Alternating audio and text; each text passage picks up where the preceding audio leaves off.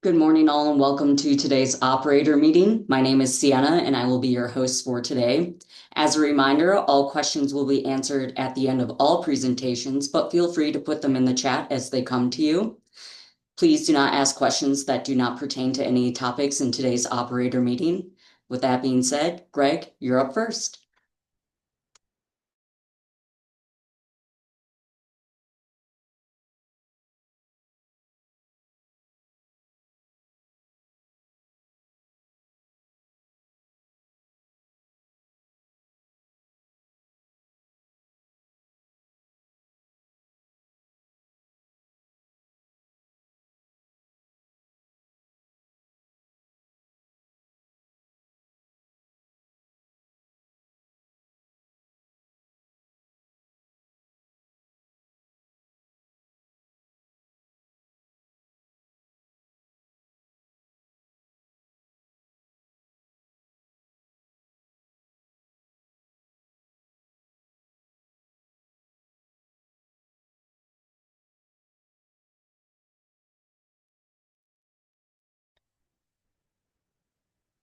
Can you all hear me?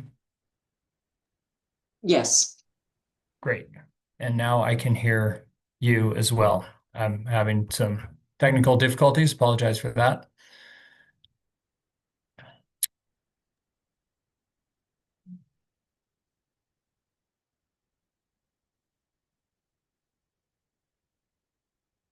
And have I been introduced and are we ready to go? Yes. Great. Thanks, everyone. Sorry for my technical difficulties this morning. I'm Greg Duranlo. I am the Deputy Director of Operations here at ECMC, and today we want to take a few moments to talk through um, specifically the root cause analysis and the notice to operators that ECMC issued, Chevron's root cause analysis and ECMC's notice to operators regarding the Bishop Well Control incident. This information was presented in detail to our commissioners on June 26th. Excuse me. Um, so there's nothing new here, but presenting it here to this operator group for the purposes of questions, answers, discussion. So we are looking forward to any engagement folks may have on this topic.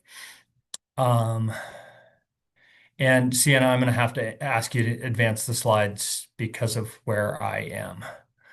So next slide, please. So I will be talking through the root cause analysis as provided by Chevron in their supplemental accident report. My colleague Mike Leonard, the quality control, quality assurance manager here at ECMC, will be discussing the notice to operators that was issued in April. On June 10th, 2025, Chevron submitted their supplemental accident report, which contained their root cause analysis. ECMC has reviewed the root cause analysis, and we do not dispute its findings. As is typically the case, there are numerous causative factors and contributing factors when evaluating this incident. Importantly, I'd like to note that regardless of who or what causes an accident, spill, leak, or other incident on an oil and gas location, ECMC holds the operator of record accountable for the operations conducted on their location, as the control of the location and the operations thereon are solely in their hands. Further, I would like to note that based on our review of the root cause analysis, we believe that there is a broader conversation to be had surrounding the on-site operations and contributing factors at this event. Specifically, if in the future there are operators in similar situations, changing wellheads, other critical operations, we can and should collectively discuss what other protocols, on-site operations, or other protective barriers could be implemented to ensure site safety, environmental safety, and personnel safety. The root cause analysis is an important component to our investigation and to help us ensure safety, which is paramount. So the next two slides that I've got are taken directly from Chevron's submittal on the Form 22. Um, Thank you, Sienna. Here, they've listed two specific root causes and two specific contributing factors. They also list the actions they've taken and will take to prevent recurrence. I'll walk through these and then I'll also show their depiction of the wellhead, which illustrates the situation. As noted in their root cause analysis, it's important to recognize that this incident occurred during the process of installing a production tree on the wellhead following hydraulic fracturing and snubbing in tubing. During the process, the BOP stack was removed to facilitate the wellhead change, leaving the well reliant on the previously installed equipment, the tubing hanger assembly, to maintain control of the well. Chevron's first identified root cause had to do with improper assembly of two key pieces of equipment, the landing joint and running tool, which led to the tubing hanger not being properly set in the wellhead. To prevent this in the future, this assembly will be made up in the shop to proper torque specs instead of made up in the field. Their second identified root cause is that the single barrier, the tubing hanger, between the pressurized formation and the surface failed because it was not properly set. To prevent this in the future, Chevron will use downhole packers during this wellhead transition process in the future to create a second and effectively a primary barrier. Chevron includes additional contributing factors, including the procedural gaps during the tubing hanger's installation process and a lack of a positive indicator that the installation was successful. Chevron is continuing to evaluate these factors to ensure protective measures will be taken. However, it is important to emphasize that the installation and testing of downhole packers prior to this phase of work will provide a secondary barrier against this happening again in the same configuration.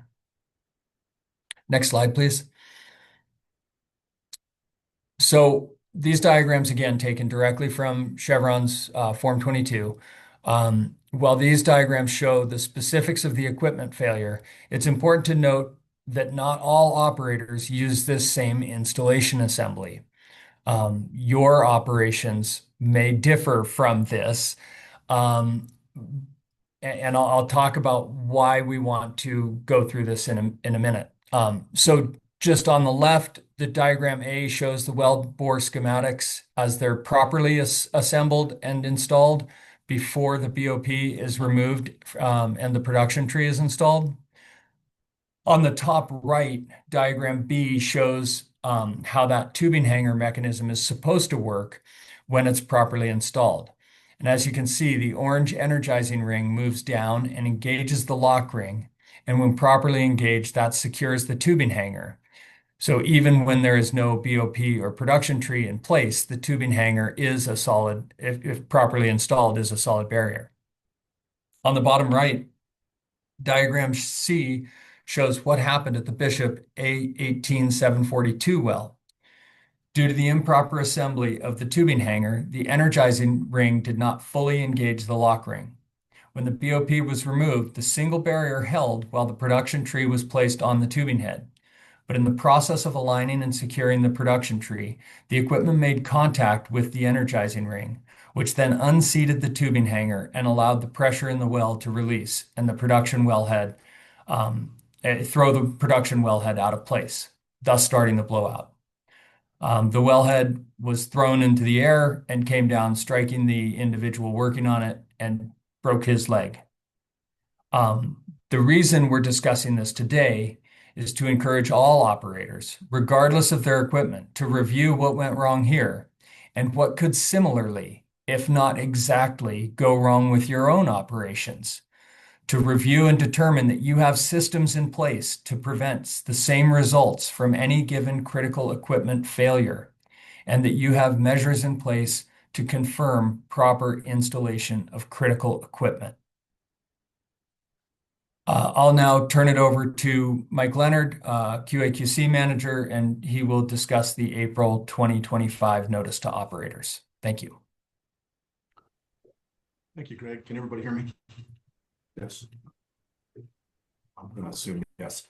Mike Leonard, QA/QC manager. I'm going to talk to you a little bit about the NTO that was issued, and I have the wrong date on there. That should be 25th of April, 2025. Okay, so on April 25th, 2025, ECMC used what information it had regarding this Bishop Well incident to issue an NTO. Please keep in mind, the investigation was still ongoing and the root cause had not yet been determined. It was clear to ECMC that a notice to operators to review their procedures during post-stimulation operations was necessary. The key point there being your review of change management procedures. The NTO required operators to conduct an assessment of their processes and wellhead procedures during the time period between drilling rig release and start of production, and then to report that assessment to ECMC. The goal of the NTO is to ensure proper application of technical, operational, organizational processes, specifications, and solutions to reduce risk to health, safety, welfare, and the environment during these times and development of a well. As with all the NTOs, it reflects ECMC's mission to regulate development and production of oil and gas in a manner that protects public health, safety, welfare, the environment, and wildlife resources. In the NTO, there was also a specific request from 42 operators who at that time had active permits in the system. Those 42 operators were basically asked or required to respond by May 9th, 2025. Change. Okay. So in total, ECMC received 52 formal submissions, including responses from operators who clarified they don't currently hold active permits, but offered to provide information if necessary. Of those requested responses, 38 of the 42 operators with active permits responded within the deadline and met the intent of the NTO. All 52 of the responses varied in content. Some were very detailed, others had relayed the message of the NTO had been delivered to staff and contractors, and procedures were reviewed. Some offered they don't stimulate wells and the NTO is not applicable, and others relayed they have no plans to drill. We have one response that didn't meet the NTO parameters, and that operator was contacted, and after discussion, it was discovered that they're planning to abandon those permits and not drill the wells. Change. So we reached out again to the 4 operators who did not respond. One of those operators has been in communication with ECMC and is not going to stimulate the wells they drill. One of the operators has only one permit. They don't have any wells, only one permit in Lincoln County, and wells in that county are not typically stimulated. One permit is for a mine vent remediation project, so obviously there's no stimulation there, and one operator has not responded to our reach out. After further review, 8 of the 38 that we received were flagged for further clarification. Out of those 8, we needed clarification on how they relayed the NTO or they had some minor inconsistencies in their procedures. All 8 of those responded with acceptable details. With that, I believe we'll move on to the next topic. Thank you, Mike. Sienna, can I just start?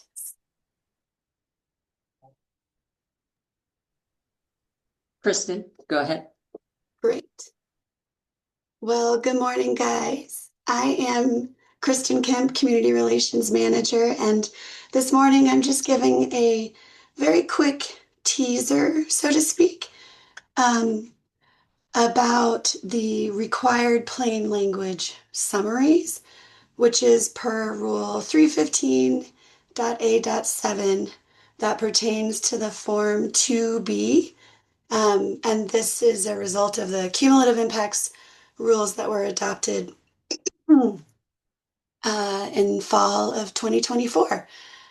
Um, so what is plain language? I'm going to read you a definition. And this is a joke. I'll just say it up front. One might rephrase the concept of plain language as the intentional eschewal of syntax in order to promote optimal intelligibility, thereby facilitating the unimpeded conveyance of meaning.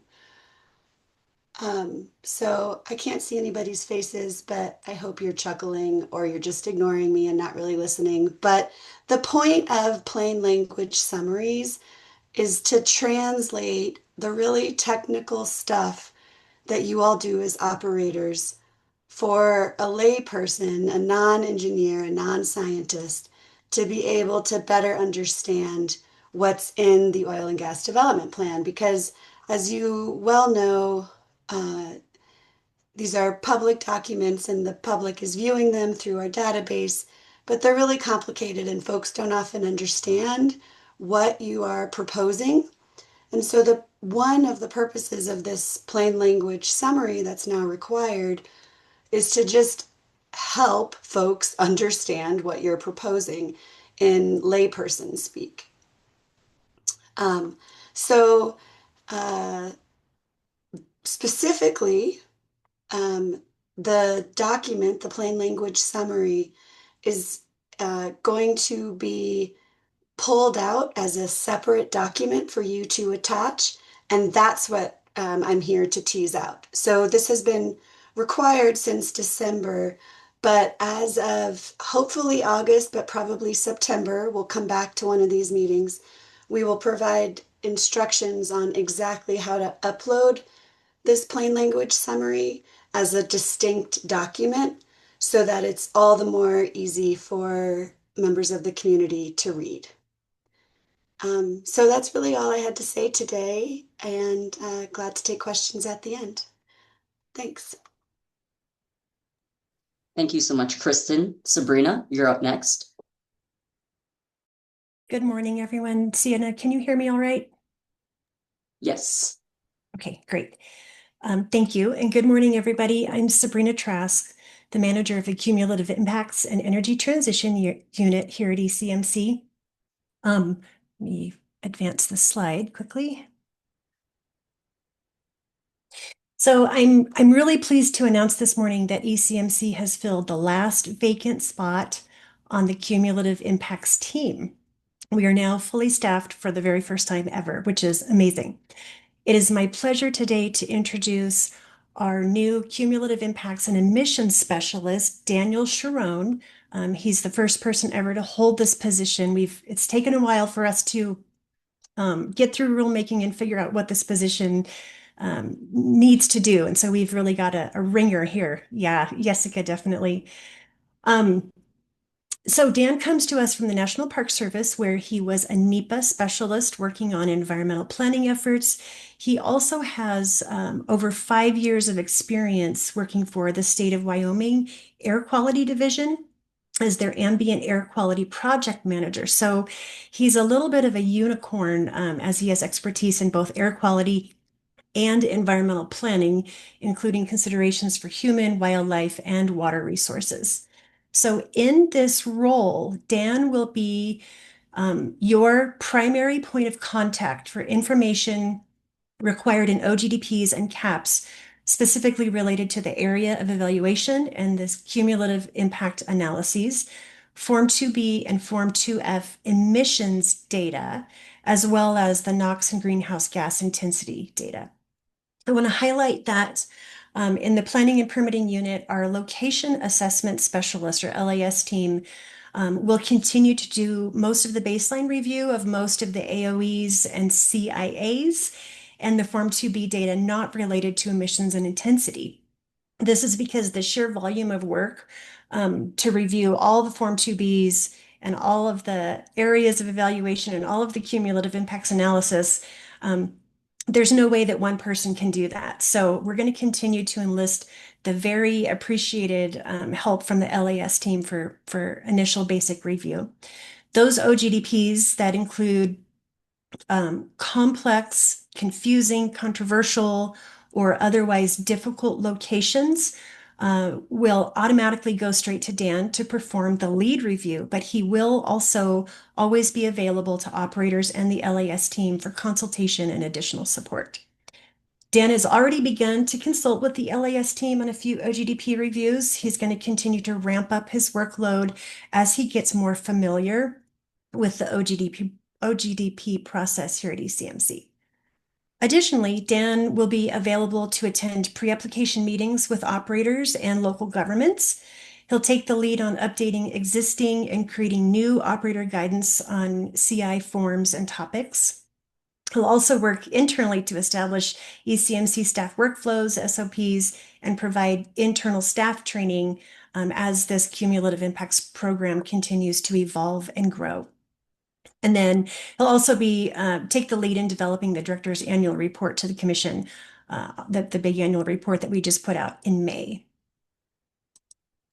So this slide shows Dan's email address and work phone number, so you can reach out to him directly for questions. This information is also on our new website in the staff directory or in the About Us section. So just wanted to give a quick introduction to Dan. Please reach out to him. Keep in mind, he is new to ECMC and he's still got a really steep learning curve. But if you reach out to him with questions, he'll start helping you. And if he can't, then he'll forward those questions to Stephen Schwartz and I. And between the three of us, hopefully we can figure out how to answer any questions you might have. Thanks. Thank you so much, Sabrina. Steve, you're up next. Yeah, this is Steve Wheeler with the Engineering Team's Integrity Group. Primarily, we handle the flow lines with the registrations and inspections. But with that, we also handle domestic taps and really just want to take a note of Rule 1101C3, which says, an operator must supply odorant to the domestic tap owner at the time of installation until abandonment of that domestic tap. And really, we just want to ensure that those tap owners are able to safely operate them with supplied mercaptan. So if those owners are reaching out to you operators that they need more, please, like it says very plainly, just be able to meet their needs as we say with more mercaptan. So if you have any questions about that, just feel free to reach out. Thanks. Thank you so much, Steve. At this time, if anyone has any questions, please enter them into the chat.